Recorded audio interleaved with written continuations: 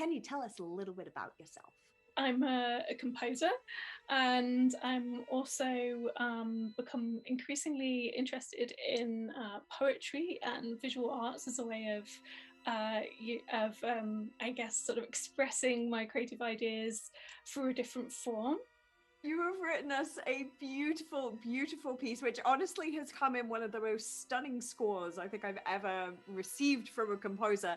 Can you tell us a little bit about the piece that you've written for us? So this piece is called She Was a Woman, and it essentially is in four movements and is about four British suffragettes.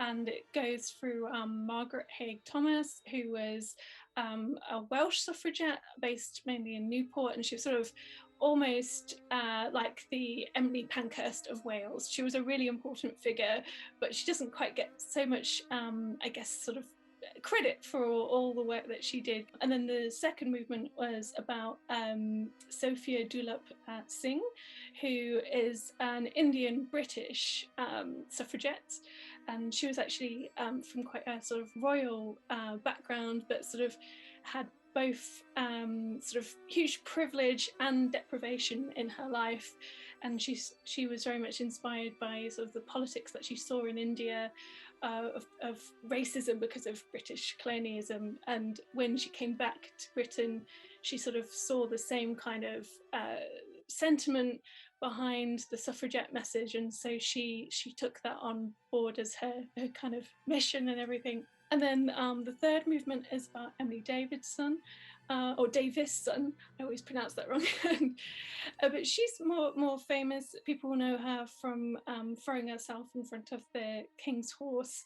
She's really like the central kind of dramatic point of the piece, because I think she just had so much passion, and she was so willing to sacrifice herself. And then the final movement is composer and suffragette Ethel Smythe, and she really is the kind of musical thread throughout the whole piece. For me, I use her March of the Women theme. It starts off the piece with a music box, a hand-cranked music box. Our duo is called Hats and Heels. So I've been asking this in all my questions for composers. Are you more of a hat or a shoe person? Oh, I think definitely a shoe person. How did you get into composition in the first place? When I was very young, my mum's an amateur musician, and we had a piano in the house. And I remember on the walls of the house, there was always musical posters everywhere. Like my mum had written, like hand-drawn, written out things like all the stave lines, "Every good boy deserves football," and that's really cute.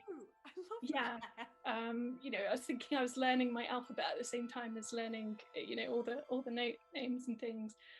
And then when I was a bit older, I started the piano and the flute. And I think I was always destined to never become a performer, because I was terrible at practicing, because I would get so distracted by my mistakes all the time, distracted by sounds. And then this kind of manifested itself in my teenage years into sort of pop songs. But then I almost didn't end up doing music at all, because during my A-levels, I was doing physics, biology, chemistry, and music.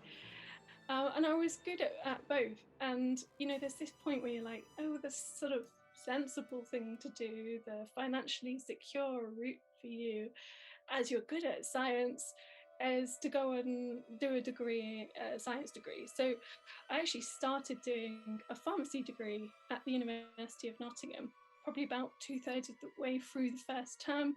I went home one weekend, sort of playing at the piano, and I sort of realised that I hadn't engaged with musical things all term. I just hadn't had time.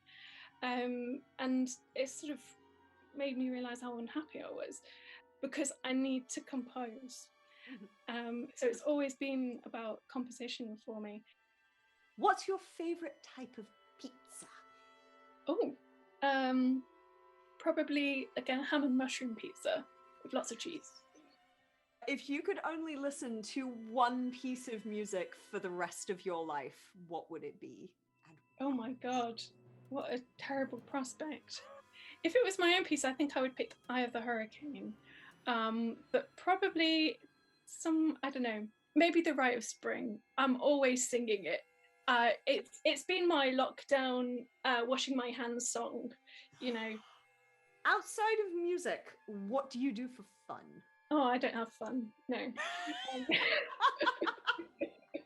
Well, I've been doing all this bread making, which I find great fun, and I've also been doing. I do lots of exercise. I'm a bit mad. I get up and do like I bought a spin bike towards the beginning of lockdown, so I get up and do a spin, and then sometimes some yoga and things. But yeah, the main thing is I'm a big walker, so me and Adam go on lots of very, long walks for fun, and well, just to feel connected with nature and things as well. So